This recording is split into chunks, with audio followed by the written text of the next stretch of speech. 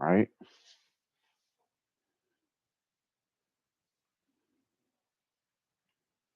Right. All right. So welcome everybody. Welcome everybody to the Ethiopian Bible Study Series, episode 14, Temptation. I'm your host, the High Priest Sakuma Zingami Lambu. Thank you all, and let's get on with tonight's teaching. We're going to be in the book of Genesis, chapter 14. We're continuing the story of um, Abram, whom the Most High had advised to separate himself from his country, from his family, right, from his father's house, and to go into the land of Canaan, in which he was promised that he and his descendants would inherit the land of Canaan, right? He was also told by the Most High uh, to basically come out of his family, to separate himself from all those things that was forementioned. But of course, he kept Lot. Instead of separating himself from Lot, he brought Lot out with him, the son of his brother whom died beforehand. And of course, that decision made things a little more difficult than it would have been had he not made that decision. Um, but ultimately, through trial and tribulation, ultimately he decided to separate himself from Lot, his family member, and separate themselves. And Lot went to Gomorrah, and obviously Abram went to Canaan, right? Further into the land of Canaan, should I say.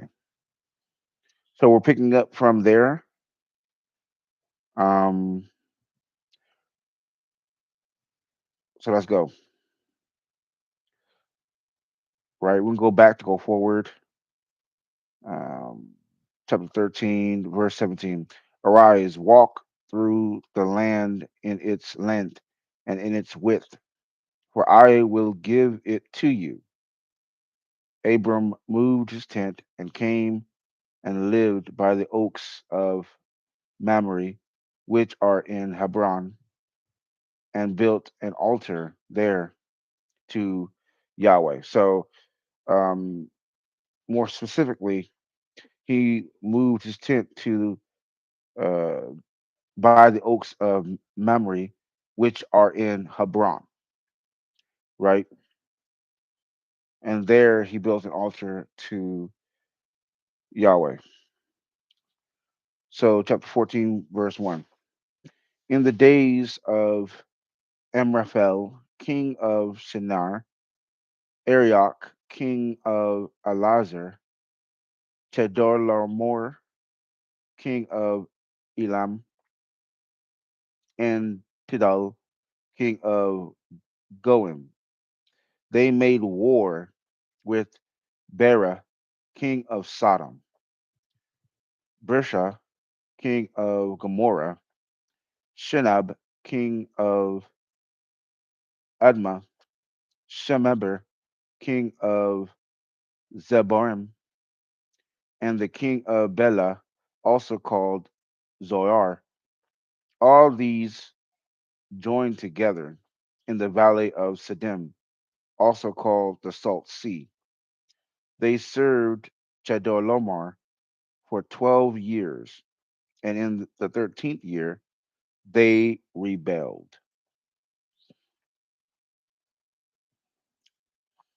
Now let's hold on for a moment there, right? So what the Most High is showing us here is confederacies, right?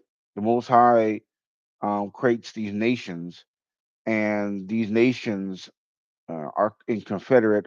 They have allies with other nations, or like in America's case, they have subservient nations, right? The Philippines, Japan, and such nations that aren't equals. They are subservient, right? Just like these nations in the both I've talked about in the past was subservient for how many years? Said they were joined together. Let me see. In the valleys of Siddim, they served Jedorlaomer for 12 years, and in the 13th year they rebelled. So just like we see in modern day, how Japan, the Philippines, and said nations serve America and their interest, vassal nations, so to speak.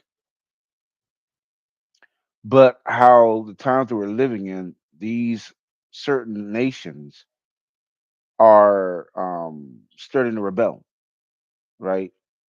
You see NATO, you see the European Union starting to want to make their own unified, separate armies, no longer supposedly wanting to rely on America and their army. Now, of course, these other nations could have had armies of their own, you know, from the beginning, right? They don't need to necessarily come together with the whole bright idea of having a army for themselves. The reason is because America was the top dog. America had the scepter of rulership over the world at the time, and these nations fell in line, not necessarily because they wanted to be, but because America was too powerful for them to resist, right? But now that America has lost the scepter, and now that America is in decline, now that America is on its last legs, these nations that used to be under its thumb is now having their own plans. Now considering the world post-American hegemony, right? And that's the same thing happening here in the Old Testament with these nations, right? 13 years, 12 years they served, and the 13th year they rebelled, right? And like we talked in previous episodes, kingdoms, nations aren't forever. That's not been the way of things. They have their period of time in which rulership is given unto them, but once the time runs out, that nation goes belly up, right? They cannot maintain their authority. They cannot maintain their status. They cannot maintain their hegemony. Once the Most High deems that that nation, um, its time is being up, then it goes through a series of events leading to its collapse, its destruction. Once the Most High takes the hedge of protection away, once the Most High takes the hedge of authority, once the Most High takes basically what He's given to that nation to rise it up, when He takes it away, it collapses. All praise and glory be to Yah the Father, right? And that's the same thing He has done with America, and that's the same reason why we are seeing America in decline and the collapse happening right before our eyes. Now, of course, the Most High warned us and told us these things years in advance,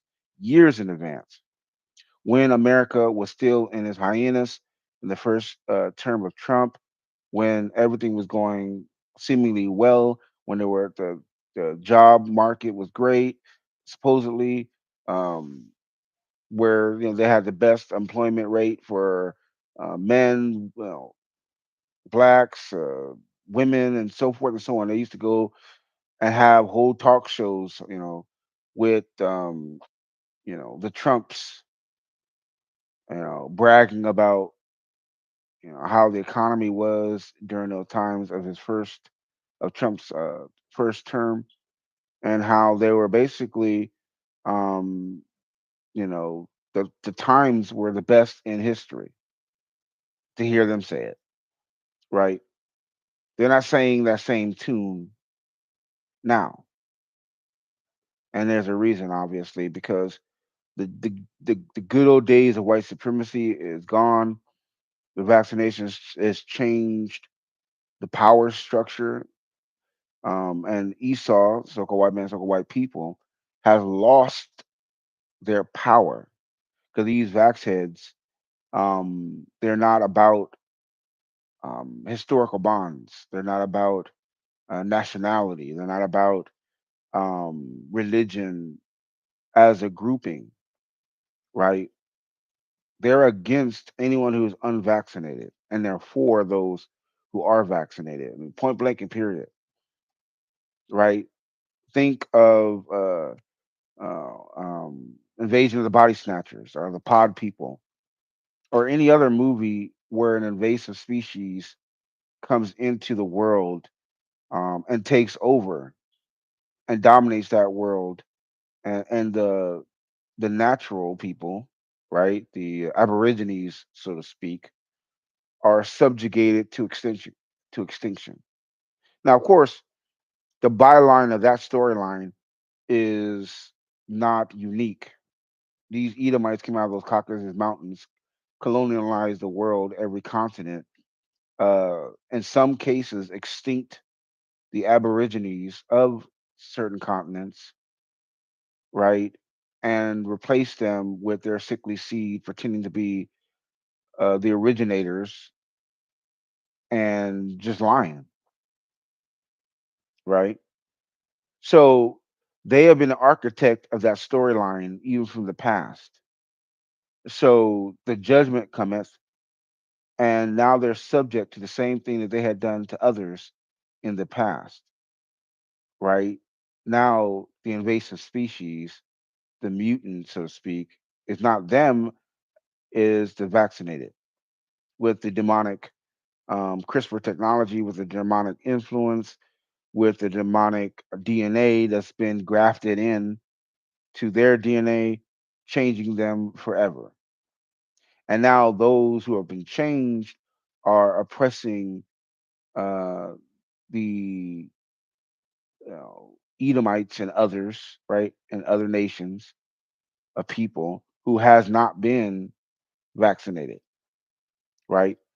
So they're getting the oppression that they did to others, and they're going to go extinct ultimately, like they extincted others in their rise to power, now in their decline, right? So the Most High is fair, and His judgment is fair, and His judgment is, um, relative to the crime that they've done, right? They extinct certain um, uh, aborigines in their rise to power, and they themselves ultimately is going to go extinct. So you see how the judgment fits the crime. The judgment uh, is not, you know, something that has nothing to do with the crime that's committed. It does. The woman who plays the harlot, getting HIV, spreading it to 1,000 men or more, that judgment correlates with the crimes, the sexual crimes that this woman engaged in, and these men engaged in dealing with her. This is an example. All praise and glory be to Yah.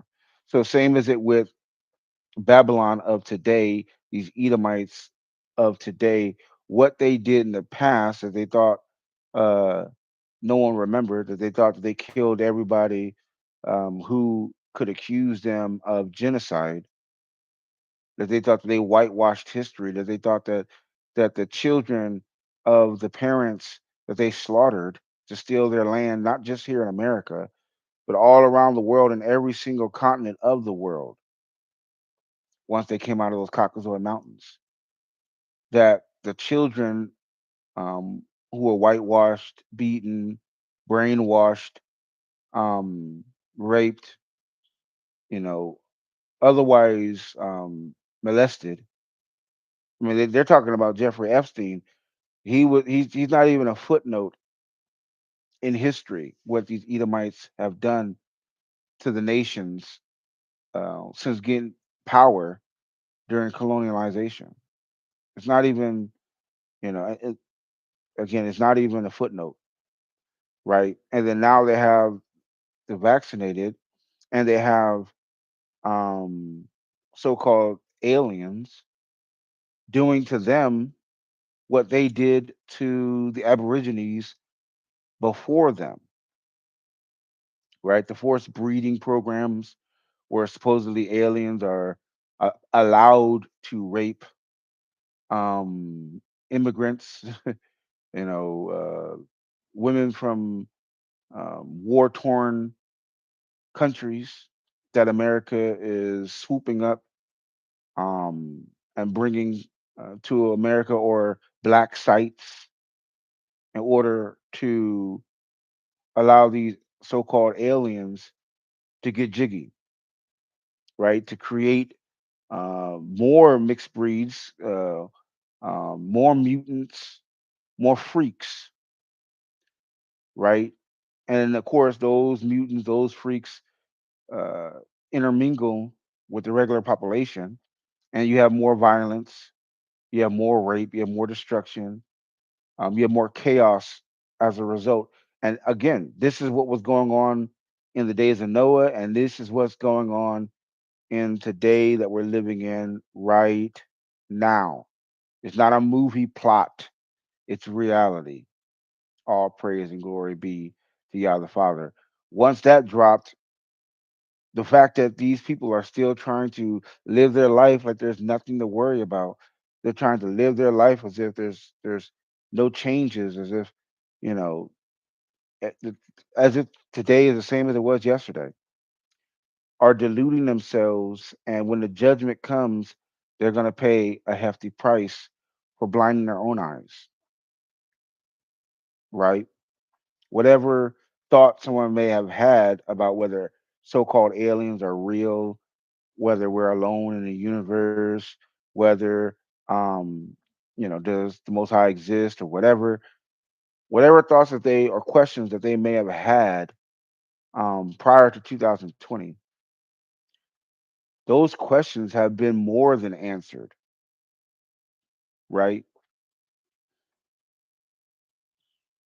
The vaccination, the CRISPR technology, the infusing of demonic DNA into the human genome should showed you that we are not alone, right? They got that DNA from somewhere, and it's going to be the great deception. They're going to have reveal these demons as something else, as aliens, as demis, little g's of old, whatever, right?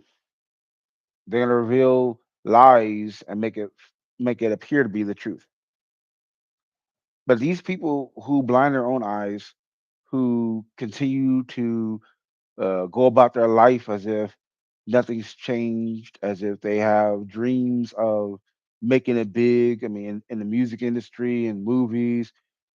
I mean, these people are allowing themselves to be totally oblivious to the changes, the permanent changes that's already taken place in this world, right? In favor of a make believe existence as if life was pre 2020, as if, you know, it's still 2019, still 2018, still an earlier version of life, when obviously that's not true. That's a delusion, obviously, right? The introduction of a foreign invasive species via the vaccinations or via the vaccinations, right? Um, the revealing of so called alien forced breeding programs, right? Admitted abductions, right? Not so much by aliens, even though we know that's the case as well, but by the American government forcibly abducting people to serve their interests in these forced breeding programs. And they didn't care about human rights. They didn't care about anything. They're talking about Jeffrey Epstein. What happens when the United States government is the perpetrator? They all but admitted that they are the perpetrator in regards to these forced so-called alien breeding programs, right? Again, once that dropped, man, you know, the illusion of America being the home of the free and the brave and all that garbage was broken, right? Of course, the Most High let the children of Israel know this information ahead of time, ahead of schedule, right? We wasn't waiting on the heathens to confirm what the Most High had already told us, already informed us on, that this world is fake, that these countries are not run by man, that the devil is over all these nations that were given unto him, right? And any type of success that you want or wanted to have in this wicked world was going to lead you straight to that devil, right? The Donald Trumps of the world, the Jeffrey Bezos or whatever, whomever they are, they made their deal with the devil, or they wouldn't be on Fox News, or they wouldn't be on television. They wouldn't have a measure of so-called success if they didn't sell their soul to get it, right? And that goes from, high up on the food chain to rappers to musicians to whomever um, is given uh, m- money, fame, whatever, the elements of this world, they make their deal with the devil. That is real. It's not a fairy tale. It's not somehow an old wives' tale. It is real as a heart attack, right? In order for these individuals to come up in this world, they had to bend the knee, right? And in order for them to come up in the world that exists today, I'm not even talking about no more the world that existed pre 2020. I'm talking about the world that exists today, post 2020, right? Is more than just signing a contract with in blood. Now they have to take that vaccination, right? That alien demonic DNA, forever changing their genome. All praise and glory be to Yah, forever being dominated by the demonic forces. And again, this is the mark of the beast system, right? And the coming up, so to speak, is temporary.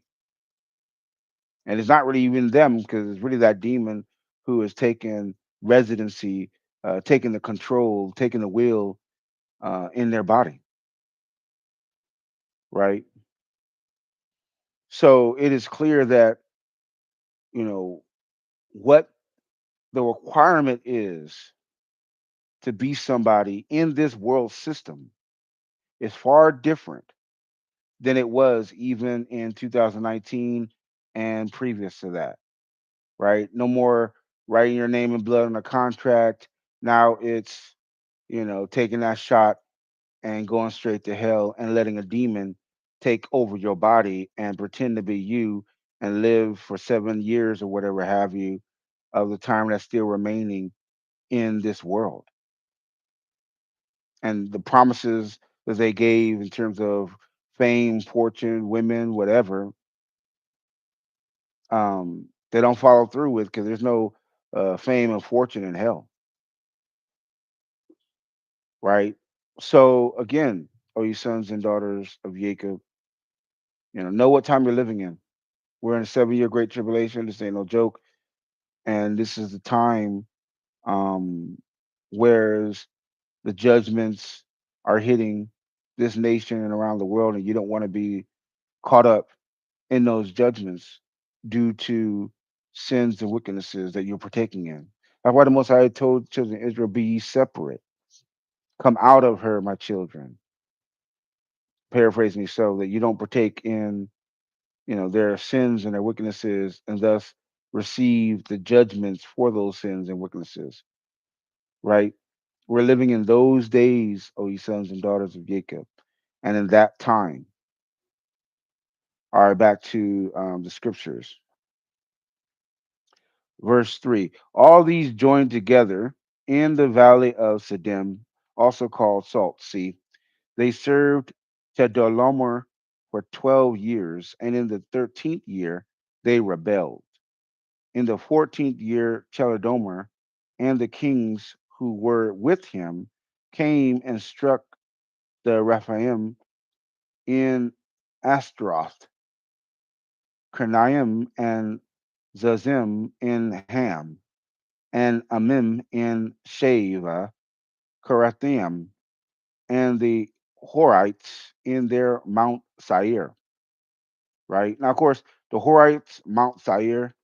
Um, we know Mount Seir, right? It should be the mountain that the Esau later on his descendants killed them and took over Mount Seir. If I do recall correctly, that's in the future. But again, I do love how in the scriptures,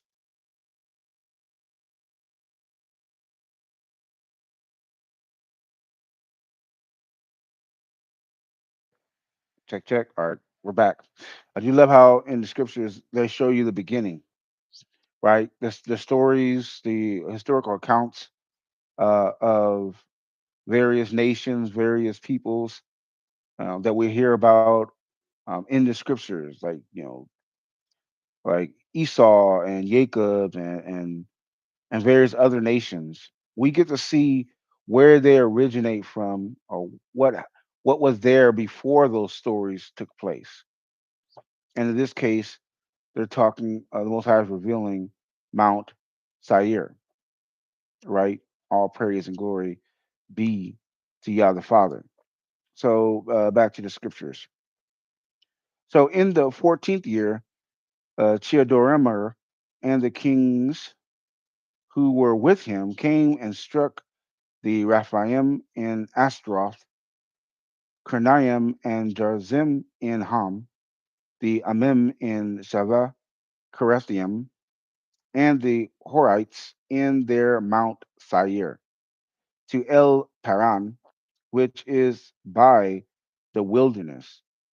They returned and came to En Mispat, also called Kadesh, and struck all the country of the Amalekites, and also the Amorites that lived in Hazan Tamar, the king of Sodom and the king of Gomorrah, the king of Admah, the king of Zabarim, and the king of Bela, also called Zoar, went out, and they set the battle in array against them in the valley of Siddim, against Chedorlaomer, king of Elam, Tidal, king of Garim, Amraphel, king of Shinar, and Arak, king of Elasar. Four kings against the five. Now the valley of Siddim was full of tar pits, and the kings of Sodom and Gomorrah fled, and some fell there. Those who remained fled to the hills. They took all the goods of Sodom and Gomorrah and all their food and went their way. Right? So basically, this war happened, broke out. and Sodom and Gomorrah, the kings of Sodom and Gomorrah, lost the war and was spoiled as a result. And again, this has happened throughout history. You know, America is had wars with all kind of various different countries, raped, pillaged. They went to Venezuela, raped, pillaged, stowed oil by the way of the gun, right? Um, they're doing that with trying to do that with Venezuela. You know, um, I mean, it is what it is. Maduro and so forth and so on. And now they're trying to do the same thing with Iran. So we know what time it is, what's going on, and why they're doing what they're doing. They're not doing it for freedom. They're not doing it to spread democracy. They're doing it to rape, pillage, steal land and resources from these various smaller countries. Like vampires, they are forcing their will on these other countries to steal their very life subsistence through the means of, extortion and theft of their natural resources. All praise and glory be to God. So it's the same old thing that was happening back in the day, uh, that's happening today and happening now, right? All praise and glory be to God the Father. Verse 12, they took Lot, Abram's brother's son, who lived in Sodom, and his goods and departed. One who had escaped came and told Abram, the Hebrew. At that time, he lived by the oaks of Mamre, the Amorite brother of Eshcol, and the brother of Aner. They were allies of Abram. All right, so not only does it go back to concur with where he lived at the time, because remember in the earlier passage, it is said that he had went to Mamre, and here in the later passages, it goes back to that, confirming that that's indeed where he pitched his tent. And now it's saying that he had obtained allies, right? Basically, other people who allied themselves with him, right? And that is as it is in life, man. As it is in life. All praise and glory be to Yah the Father, right?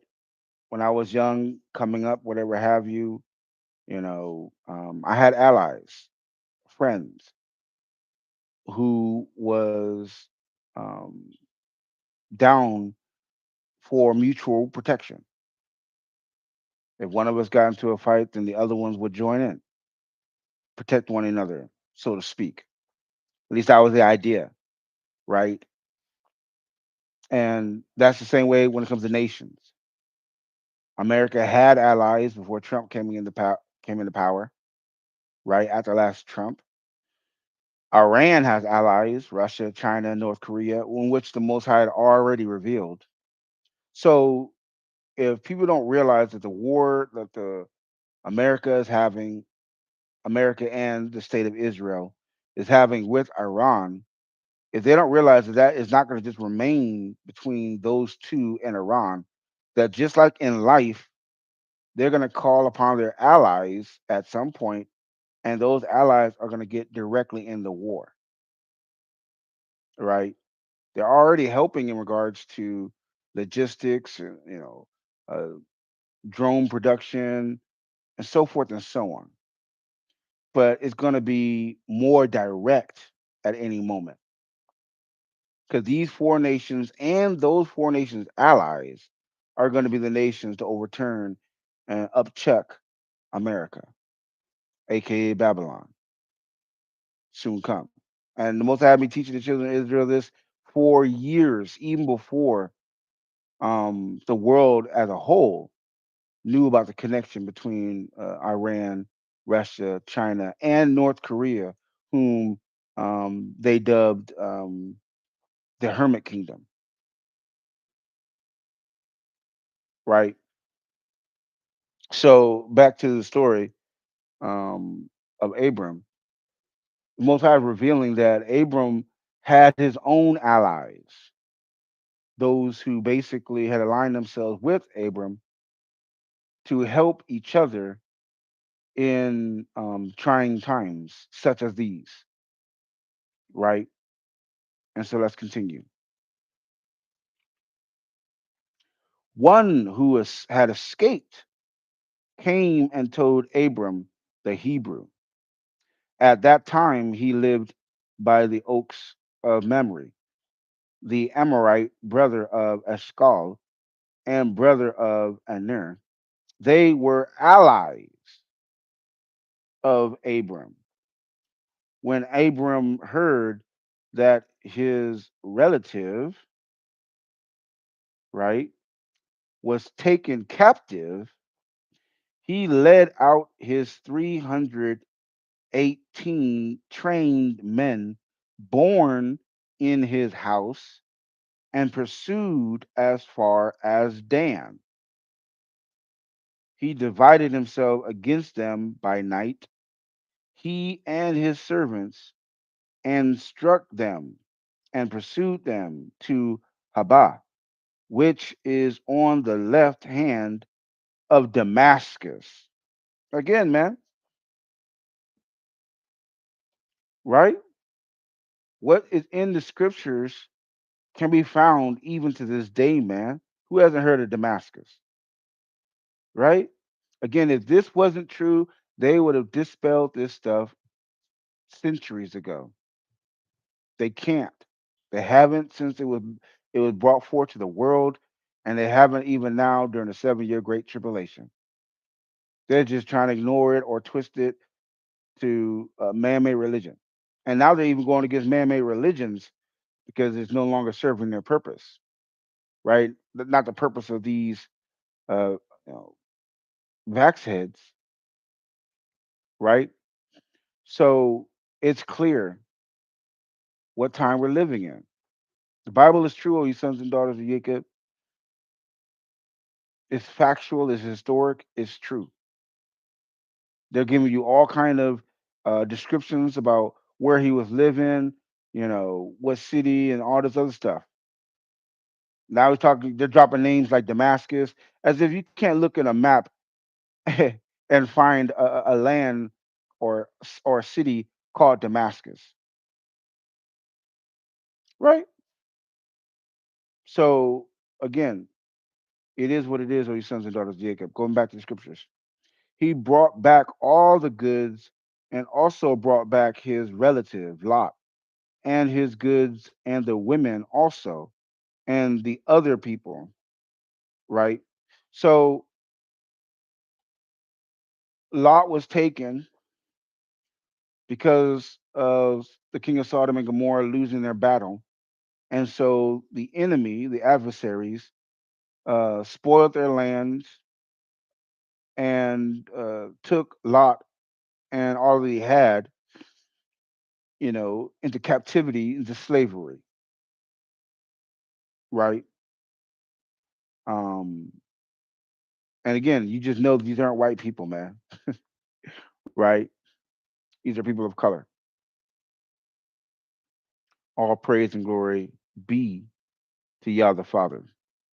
And of course, Abram was so moved that he was willing to go to war uh, to bring back his brother's son, his late brother's son. All praise and glory be to Yah. I mean, it's amazing. He was willing to face death, the death of himself, the death of his family, the death of his servants that were born in his house, the the destruction of all that he had in order to protect his late brother's son. So Abram was loyal.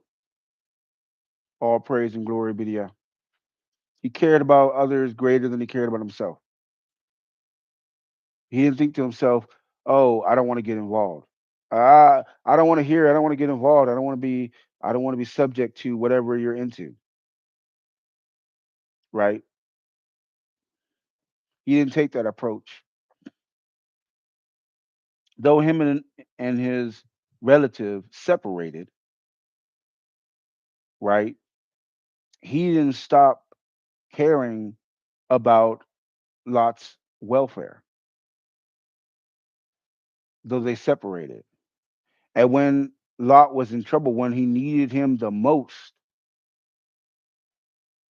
Abram came to his aid. All praise and glory be to Yah the Father. Even risking what he had, right? Because if that war had gone bad, he could have ended up dead, and his household could have been next to be rummaged through, his wives taken into slavery, his goods taken, and him being dead on the battlefield. It could have went horribly wrong, but he was willing to risk what he had for the sake of his brother's son, his relative, that his relative not be swallowed up into captivity and his goods being spoiled by another. All praise and glory be to Yah the Father. And that's such as life, you know. People in this time, this world, care so much about themselves and not about others, right? They're willing to steal from you. They're willing to, you know, do all kind of horrible things to each other for their own sake, for their own vanity, for their own wealth, for their own interest, not caring about the negative impact that what they're doing has on other people, right? And not coming to terms with the realization that this world, this life, I use an example as a game of Monopoly.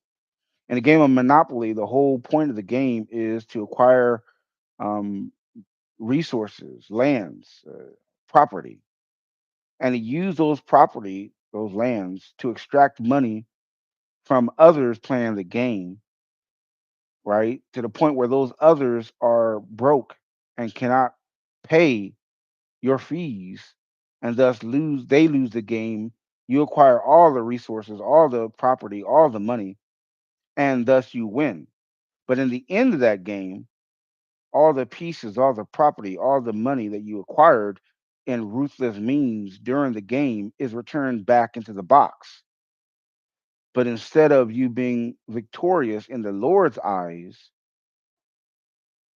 you actually failed the point of the game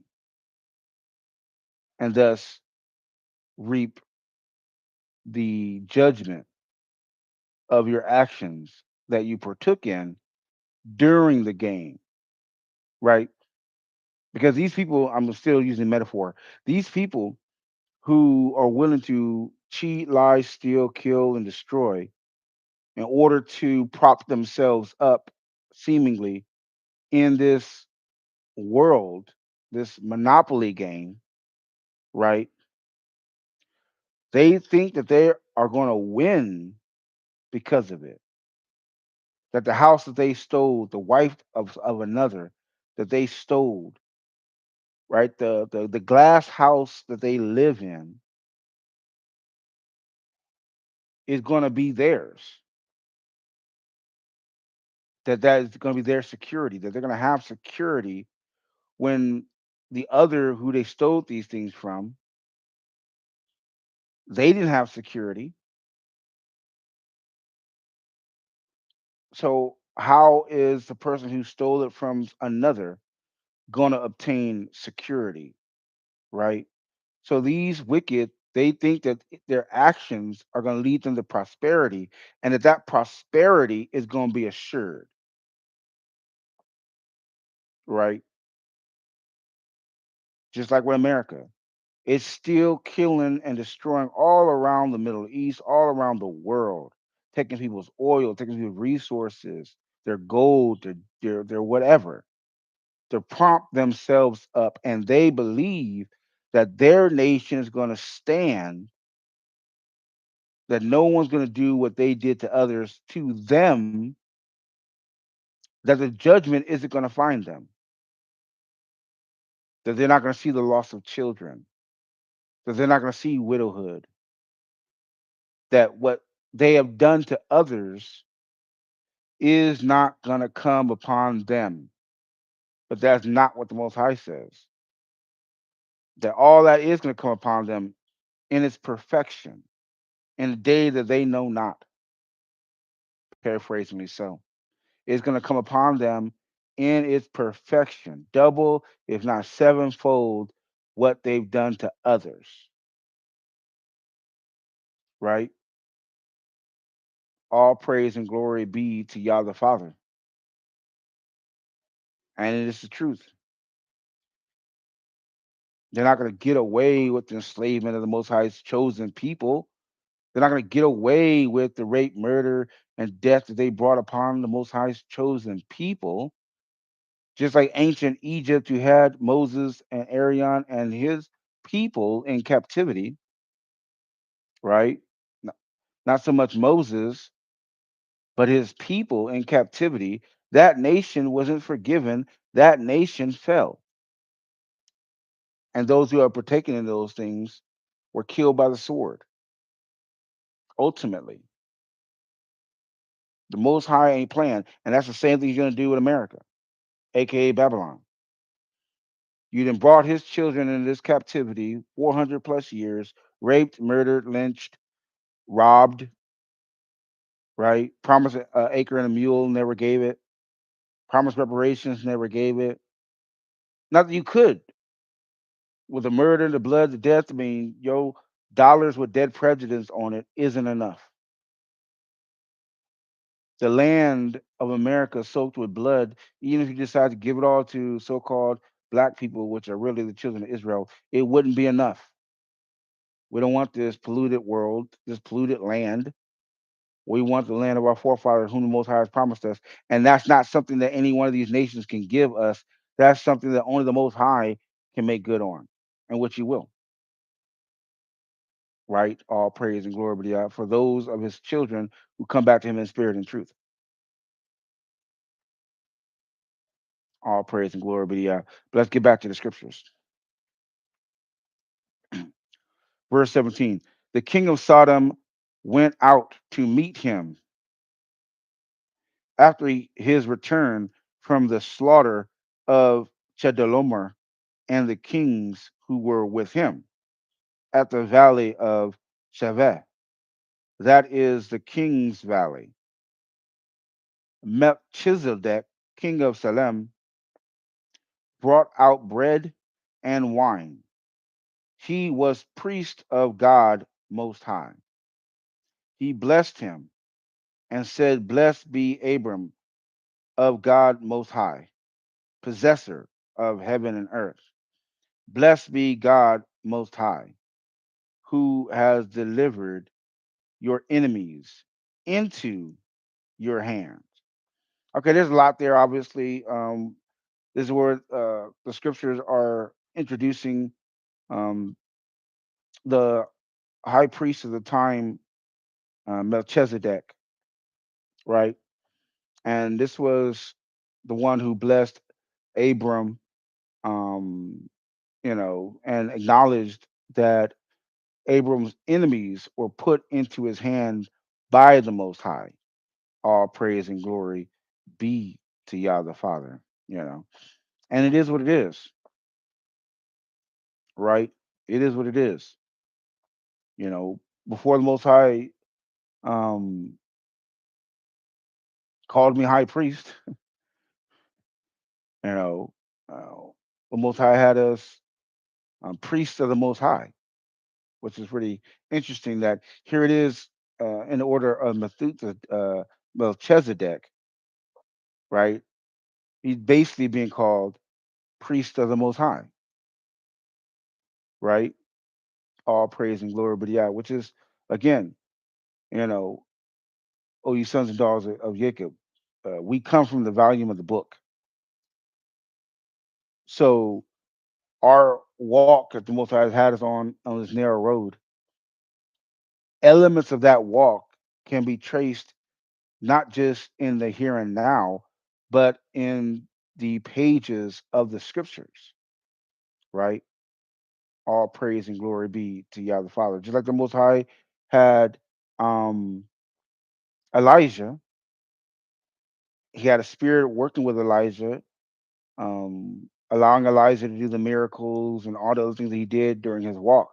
That same spirit walked with John the Baptist, in which Yeshua said if they would hear it, John the Baptist, basically, I'm paraphrasing, so is Elijah, right? Is a spirit that was with Elijah is with him as well. And if the people would hear it, that same spirit of Elijah that was with Elijah, who made Elijah who he was, that same spirit who made John the Baptist who he was, is the same spirit that's with the high priest, you know, doing the things that were necessary to be done pre the revealing of Yah the Father.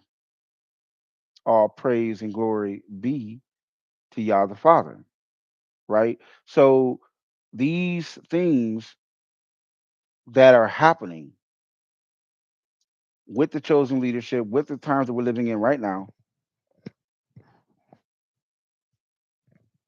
are similar to what was have been done in the past and what is going to be in the future, right? All praise and glory be to Yah. Again, there's nothing new under the sun, O ye sons and daughters of Jacob. Let's get back to the scriptures. Blessed be God Most High, who has delivered your enemies into your hand. And let's hold there again, right? Because it also goes against this whole theology of the world that you're self-made, that your victories are your own, that you, through your own craftiness, intelligence, or whatever, can make of this world what you want, right? Whereas here, the victory that Abram had was accredited to the Most High for delivering those victories onto him. Just like Hamashiach, who, when they were talking to him about his miracles and whatever have you, and he credited the Most High, he was saying the Most High was the one who did the miracles, right? And just like with the high priest, with the multitude of victories that the high priest has had during my walk on this earth, those victories were given by the Most High. All praise and all glory be unto the Most High, right? It's the Most High's victories. It's the Most High that's protected the high priest. It's the Most High who's revealed who the anointed king is. It's the Most High who has put his words in the mouth of the high priest to teach his word to the children of Israel. All these things are the Most High, and all praise and all glory for all of this be to the Most High and the Most High only, right? And it is what it is. Praise and glory be to Yah the Father. Same thing happened in the beginning of the Bible. Same thing happened in the later part of the Bible with Hamashiach. Same thing's happening now with the King of Israel and the high priest. The victories that the Most High has given us, the knowledge of the scriptures, the ministry that He spread to the four corners of the earth, the movies, the music, the everything associated with this walk and this mission that the Most High has sent me on. All of it is to the praise and glory of the Father and to His credit, not to mine or not to anybody else's, but all to the Most High Yah through the Mashiach, right? All to Him, the Most High. And I say through the Hamashiach, obviously, because the Most High loves His Son, and His Son is in the order. The Most High, the Hamashiach, chosen leadership. Israel, the Gentiles, heathens. No one goes to the Father but through the Son, right? So praise and glory be to the Most High through the Son, right? All right, so let's continue. The king of Sodom and went out to meet him after he is returned from the slaughter of Chador and the kings who were with him at the valley of Shava, excuse me. That is the king's valley. Melchizedek, king of Salem, brought out bread and wine. Also, as a precept, it says Melchizedek, king of Salem, brought out bread and wine. So he's been told uh, to be a priest of the Most High, and it's also being revealed that he's a king as well. And likewise, how the Most High has the anointed king of Israel to be a king, but also be a priest on his throne. So both a king and a priest. All praise and glory be to Yah the Father. And of course, that was also a designation for Yahshua HaMashiach, who um, was a priest, right? High priest in the spirit, and also king, right? In the spirit. All praise and glory be to Yah, Lord of Lords, King of Kings, right? All praise and glory be to Yah. And with the anointed King of Israel, if you read the hidden books of what he's going to be called in the future, the God King, you see these same elements in his um, road, his path, his journey, right? You've seen his journey pre the scepter being given, walking with the high priest, right? The teachings, the ministry, the work, the self sacrifice, the putting away of sins and wickednesses, the changing of one's heart, the renewing of one's mind, all praise and glory. So you've seen the journey, much of which was revealed on the internet. All praise and glory be to Yah.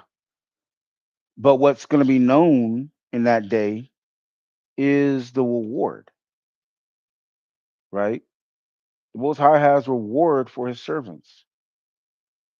The Most High has reward for the anointed king, the scepter being given, the kingdom, the forever kingdom being established. All praise and glory be to Yah, right? So the journey is going to yield to the reward, right? All praise and glory be to Yah. Even when Hamashiach, he died, he rose again, and he was talking about returning to the Father that he may receive his rewards. Paraphrasing me so. All right, so let's continue. Blessed be Abram of God Most High, possessor of heaven and earth. Blessed be God Most High, who has delivered your enemies into your hand. Abram gave him a tenth of all. The king of Sodom said to Abram, give me the people and take the goods for yourself. Abram said to the king of Sodom, I have lifted up my hand to Yahweh, God Most High, possessor of heaven and earth, that I will not take a thread nor a sandal strap nor anything that is yours, lest you say, I have made Abram rich. I will accept nothing from you except that which the young men have eaten and the portion of the men who went with me. And Ner, Escol, and Memory, let them take their portion. So he didn't want anything from these kings of Sodom and Gomorrah. right? And it is already should be known that he defeated their enemies, not for their sake, but for the sake of his nephew, Lot. Again, Abram was a man of the Lord, right? The Most High knew these kings of Sodom and Gomorrah, what they were going to do in the future, the gayism, homosexuality, all that filth and wickedness and evil. Abram didn't want anything of theirs. Yeah, he didn't want them to say that they made him rich, but also he didn't want that ill-begotten gain. He didn't want their filthy money. He didn't want their filthy goods. He didn't want their accursed items, right? All praise and glory be to Yah the Father. He was a man of the Lord. The Most High was with him. Surely the Most High knew who these wicked kings were that he was dealing with. And the Most High in the spirit impression for him not to take anything of these people, man.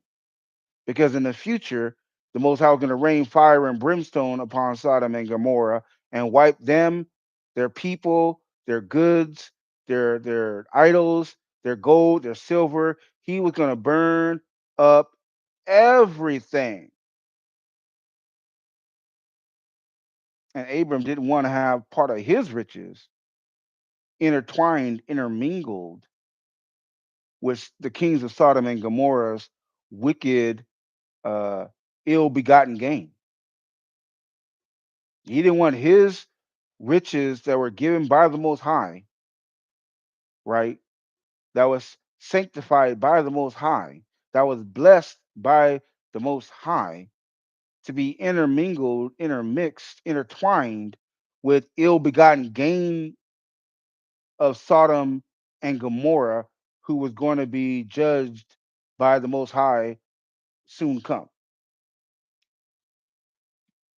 lest his own riches burn up in that fire that had been mingled with the ill-begotten gain of Sodom and Gomorrah. So yes, he didn't want them to say that they had made him rich, but also in between the lines in the spirit, he also didn't want his blessed wealth to be intertwined with ill-begotten gain of Sodom and Gomorrah. And that's the same thing it is with America today, man.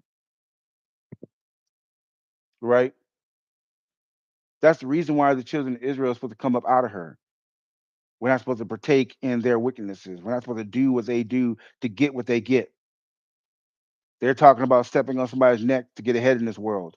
They're talking about the director's couch. They're talking about doing whatever, saying whatever, pushing whatever for money, for riches, for fame, selling one's soul for those things. They're talking about doing evil to your brother and only caring about yourself.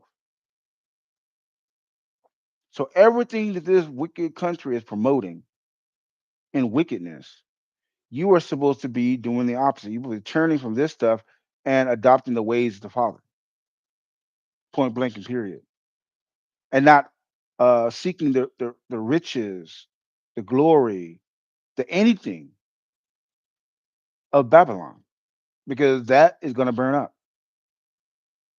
Right when Babylon burns, that's going to burn. When the judgment fully engulfs Babylon and its riches and its fame and all that its glory that it had prior to the judgment, all that is going to burn up in fire. And those who have mingled their riches, what they have, with the filth and evil and wickedness of Babylon, is going to burn with it.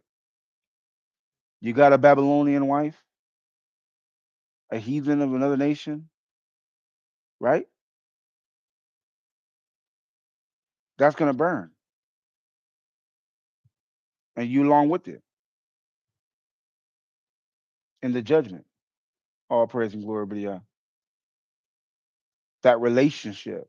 Now, her herself may burn, or there may be part of the spoil given over to better men. 144,000. to be more exact.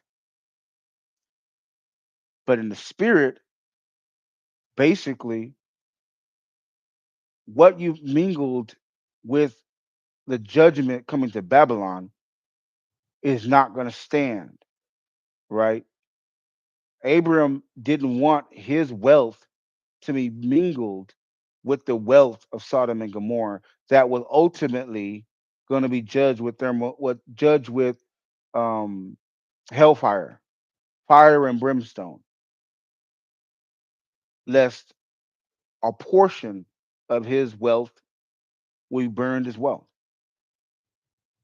So he wasn't interested in anything that the king of Sodom and Gomorrah was offering him personally. He didn't do it for them. He did it for the sake of Lot. All praise and glory be to Yah. He makes that very clear from the very beginning of this sequence of events of Lot being going into captivity. All praise and glory be to Yah the Father. And so is it with the King of Israel, the high priest, the leadership. What we have is because the Most High has given it to us. He said that we'd have mirth. He said that we'd have abundance. So the mirth and the abundance that we have is given by the Most High, sanctioned by the Most High, blessed by the Most High. All praise and glory be to Yah. We're not interested in the wickednesses and evils of Babylon, right? We have what the Most High has given us, and that's all we want, right? And so is it with you, O children of Israel.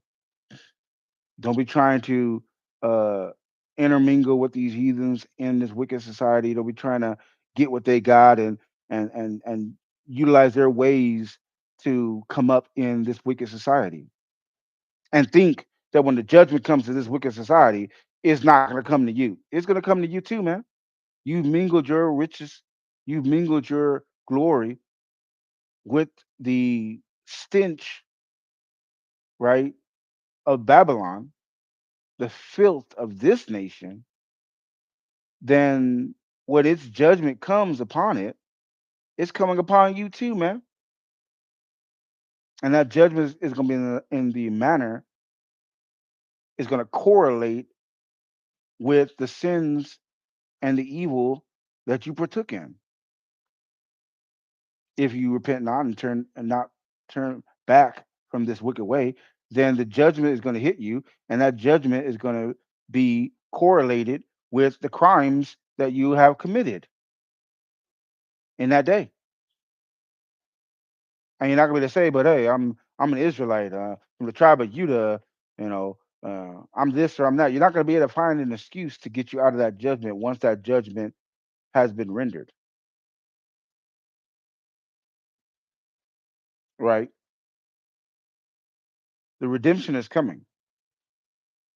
The rewards for those who turn back to the Most High in spirit and truth during the period of time of faith and works mental to repentance, the reward is with the Most High, right?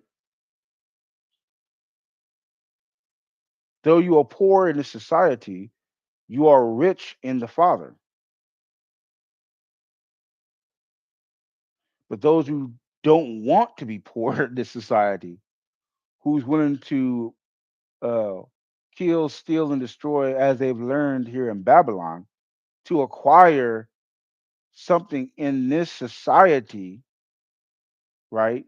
By conforming to the ways of this society, when the Most High comes, those people, he's going to say they have their reward, right? Not only is the money in their pocket going to be worthless in that day, the judgments that are going to be pouring out in this country is going to be pouring out upon them. Yeah, they have their reward with the fake money and the judgment that comes along with it. All praise and glory be to Yah the Father. We're going to go ahead and end tonight's teaching on that note. Let's go ahead and get our prayer on. All praise and glory to Yah. Yah be thy name, thy kingdom come, that will be done on earth as it is in heaven.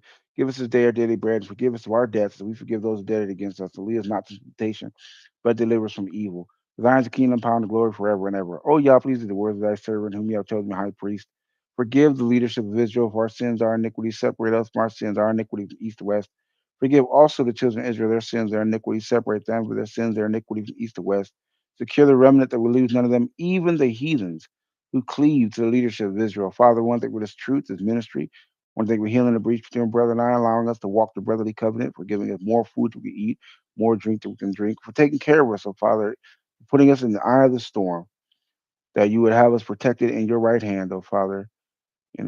We thank you for covering us. We thank you for showing us the truth and allowing us to spread your truth to the whole world, around the world, first to the Jew and then to the Gentile. We thank you, O Father, for protecting us from enemies, both foreign and domestic, for taking care of us, for giving us joy and peace between my brother and I, you know, and all that you've done. So much so, Father, I couldn't go over everything in this particular prayer, but you know what you've done, oh Father, and we just want to thank you. With all our heart, mind, body, and soul, we just want to thank you, O Father. As we patiently wait on thee to sit upon thy holy mountain, that you give the scepter of power unto the north King Israel, and exhort the horn of thy anointed. I want to take the opportunity to bless you, Father, to praise and worship you, exalt your name for the heathen nations, that they may know that we serve the Most High Yah in spirit and truth, that there is none like unto thee. I want to take the opportunity to bless thee, bless only begotten Son, bless children of Israel, and bless those who bless Israel. We say all these things in Yahshua Mashiach's name, and the children of the Most High Yah all say, Shalom. Thank you all for watching the Ethiopian Bible Study Series. I am your host, the High Priest, Sakuma Zingami Lambu, right? And again, thank you for watching the Ethiopian Bible Study Series, episode 14, Temptation. Well, thank you all for watching, and we will see you again, Yah willing, next time. Thanks and shalom.